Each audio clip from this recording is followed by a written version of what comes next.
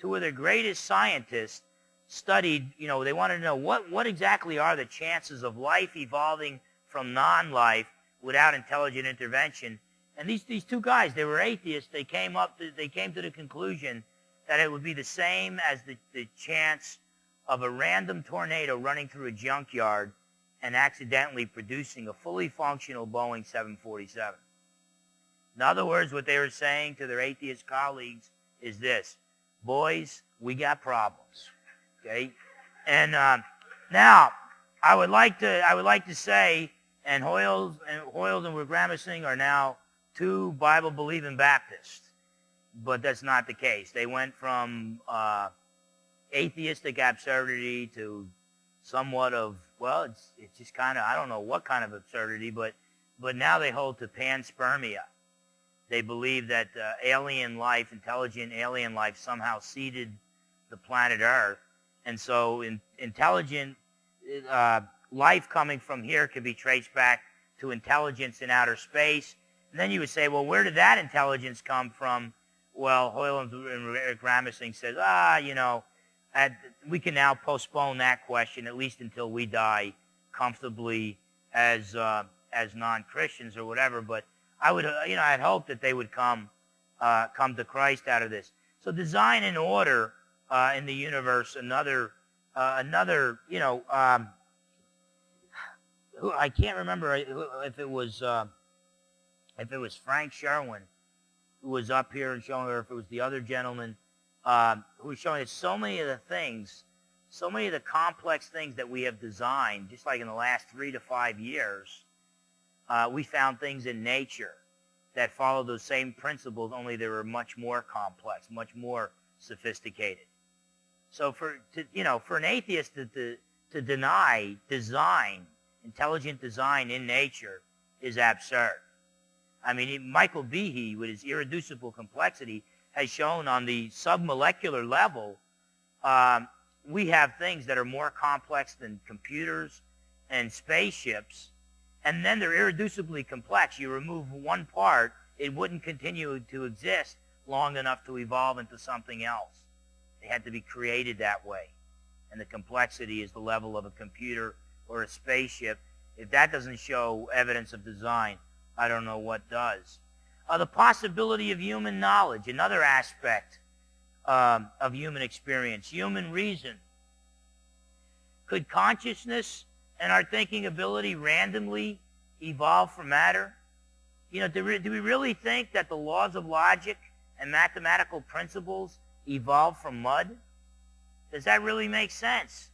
But that's pretty much the reigning theory on our college campuses today. I think it's much more reasonable to believe that we were created by a rational being and in his image, so that therefore human reason works.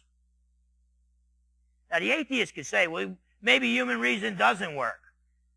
Well, then why do you tell me that atheism is rational? You reason to atheism, so you must think that reason works. This was one of C.S. Lewis's major arguments against atheism, is that naturalism, or the belief that only nature exists, only physical things exist, no spiritual things exist, no supernatural things exist, that the only things that exist in this box called nature, and they're all physical things. Well, guess what? Reason doesn't work unless it's something that exists outside that box. Okay? C.S. Lewis would put it this way: there's no basis for human reason, for reason with a small r, unless there's reason with a capital R. Okay? And so it's more reasonable that we were created by a rational being and in his image than human reason somehow evolved from primordial soup. The existence, very similar to that, the existence of universal, eternal, unchanging truths. By the way, many atheists deny the existence of absolute truth. What's wrong with that? As I mentioned in my last talk, when you say there is no absolute truth, the only way for that to be true would be if it's an absolute truth. Okay? So the statement, there is no absolute truth, is self-refuting. It has to be false. Therefore, its opposite must be true. Absolute truth exists. So, but whatever the case, the laws of logic and mathematics. Most atheists are materialists. Only matter exists. Well, then what is a thought? What are values like justice and love? What is it? What is truth? See, if atheism is true, then there's no such thing as truth. Then atheism cannot be true. So whenever an atheist takes a debate, he's actually lost. If he's a consistent atheist and he denies absolute truth, then his argument that atheism is true can't be true. Because if he's right, there is no such thing as truth. So when I debated Dan Barker at Bellevue Community College, I asked him, I said, how much does a thought weigh? So I wanted to find out, are you a consistent atheist or not? And, if he says, no, you can't weigh thoughts, they're non-material, then I'd say, wow, that's really strange furniture for a world without God. That's really strange furniture for an atheistic world. But I knew he was a consistent atheist, and I knew he would respond the way he did. He said, oh, you can weigh a thought.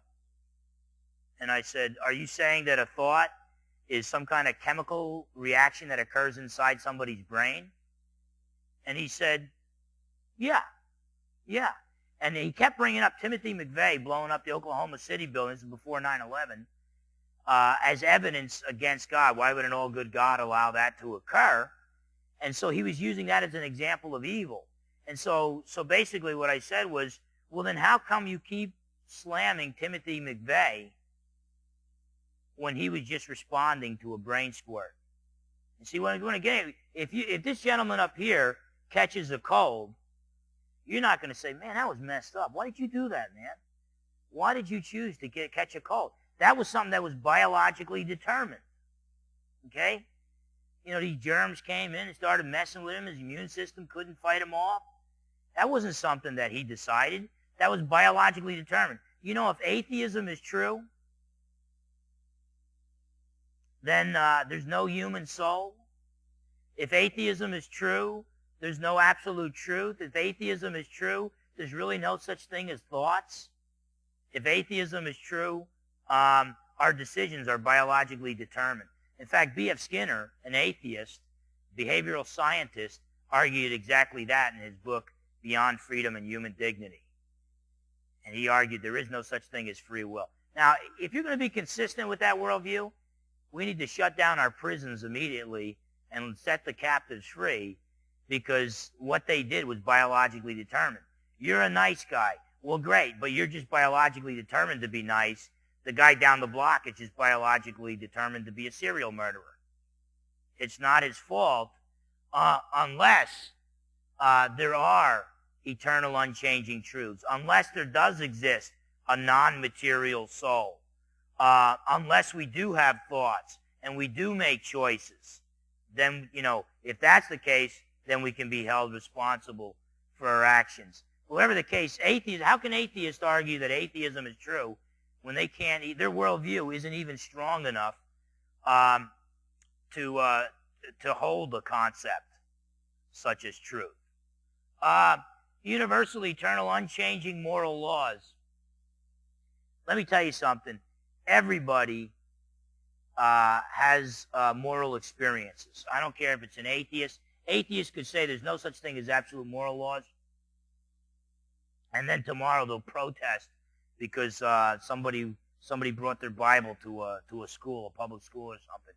Some fifth grade girl wrote a paper on Jesus, and they'll be protesting, and they'll have moral outrage, even though they believe there's no such thing as right and wrong.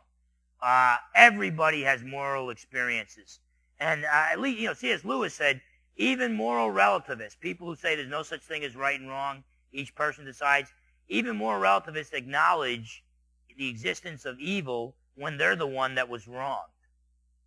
Okay?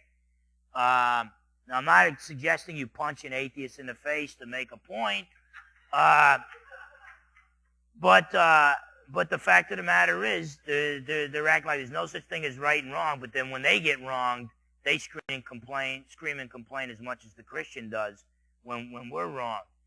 So there is this moral standard. Now, what they could say is, yeah, all right, there's a moral standard, but it comes from the individual. There's no higher moral standard than the individual. Each individual decides what is right or what is wrong for himself or herself. There's a problem with that, though, because then one individual can't condemn the actions of another individual as wrong. So in other words, the atheist wouldn't be able to condemn the actions of Adolf Hitler or Joseph Stalin or Osama bin Laden as wrong. But even the atheist wants to condemn their actions as wrong, so when they do, whether they admit it or not, they're appealing to a moral standard above individuals. So then what could the atheist say? Well, the atheist could say, all right, so the moral standard's above individuals, but maybe it's each society decides what is right or what is wrong. But then you have the same problem. One society, like America, would not be able to condemn the actions of another society, like Nazi Germany or the Taliban, as wrong. When we condemn the actions of another society, we're appealing to a standard above those societies. I mean, even atheists try to make our society a better place to live. I think they do a bad job at it, but they try to make our society a better place, and they protest. So they're appealing to a moral standard above individuals and above societies. So they might say, okay, well then maybe it comes from a world consensus. Well, the world consensus has a really bad track record, okay? World consensus used to be slavery is perfectly permissible. It's just a part of life. Get used to it. World consensus used to be the woman has no rights. She's just the property of the man. The world consensus used to be at one time that the world is flat. The world consensus has been wrong in the past. What makes us think it's going to be right now? It's got a bad track record. But the fact of the matter is, even atheists try to build a better world.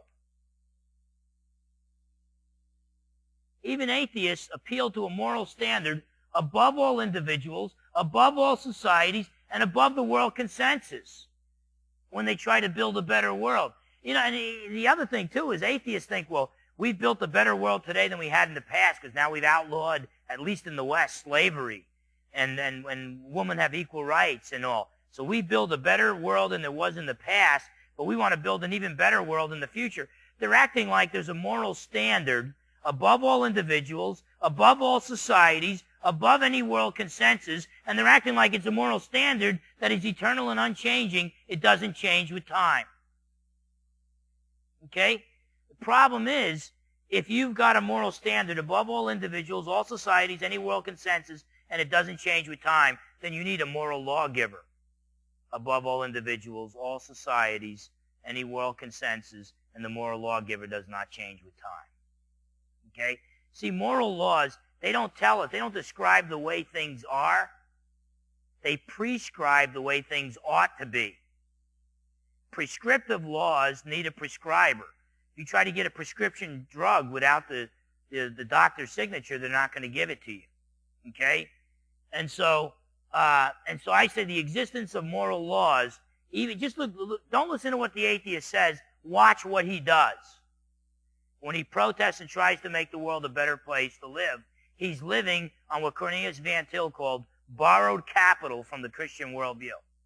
See, if you deny reality, if you deny Christianity is true, there's not enough money in the atheist bank account. So they have to borrow capital from the Christian worldview. It's like what Humanist Manifesto number 2. They said that in regards to sexuality, that they are for any sex between consenting adults. And this is right after they said that ethics are autonomous and situational. In other words, each person determines for himself or herself what is right or what is wrong. And then 2 paragraphs later, they say that we're for all forms of sex between consenting adults. Well, wait a minute here. If you're for sex between consenting adults, you're saying you're opposed to rape and you're opposed to pedophilia. But you just got done saying that ethics is autonomous. Each person determines what is right and what is wrong. So what they do is they say anything goes, and then they resurrect a few of God's commandments because we just can't live without them. Okay? They're living on borrowed capital from the Christian worldview. So we can point to morality, moral laws. This is stuff we already covered here. Okay, the meaning of life, purpose. You realize if God does not exist and there's no life after death, there's no punishments and rewards, then life is absurd. It's irrelevant whether you live your life